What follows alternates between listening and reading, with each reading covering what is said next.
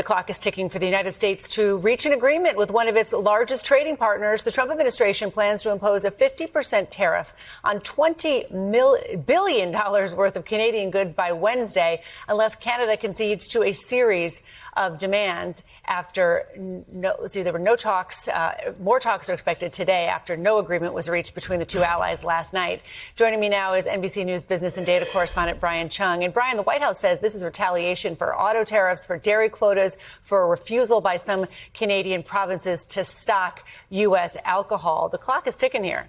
Yeah, it is ticking here, rather. But as we've seen in previous episodes, it could indeed be the case that there's some sort of up until the midnight, agreement between these two countries, or the U.S. might back off entirely. Again, just to rehash exactly what we're talking about here, if there is no agreement by Wednesday, there will be a hefty 50% tariff levied on those items that you just saw on that full screen ahead of you a few seconds ago: motor vehicles, alcohol, dairy products, hockey sticks, cement.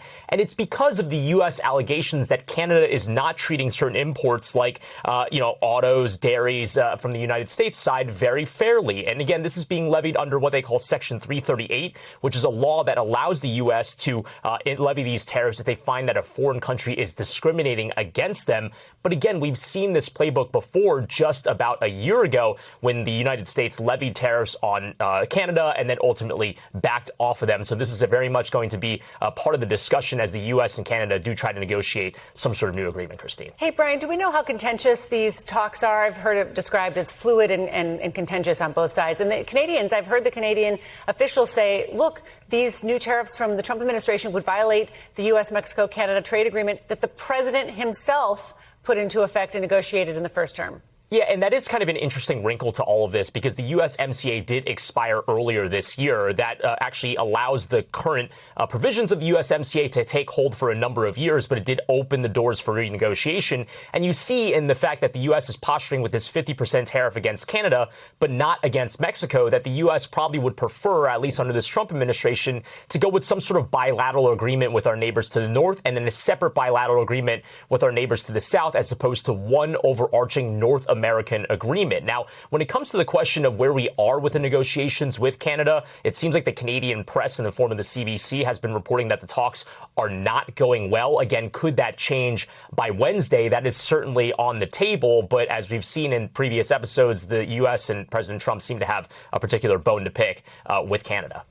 Yeah, and the worry here, Brian, overall here is that tariffs will somehow worsen inflation. I mean, before the war with Iran began, you had CPI at like 2.4%. It's 3.4% now. Yeah, and look, when it comes to the overall picture here, especially as we talk about Canada, people might be thinking a lot about, China tariffs were a big deal. But you have to remember that Canada is our number 2 trading partner because of proximity. Of course, there are neighbors to the north. And when you think about specifically automotive products, if this tariff does come to pass, this would override exemptions on previous rounds of tariffs and would impose that 50% tariff on what is a huge industry, that is the automotive industry between the U.S. and Canada. That could raise car prices for all of us, where fees and also auto loans are already very expensive, Christine. We thank you for watching, and remember, stay updated on breaking news and top stories on the NBC News app or watch live on our YouTube channel.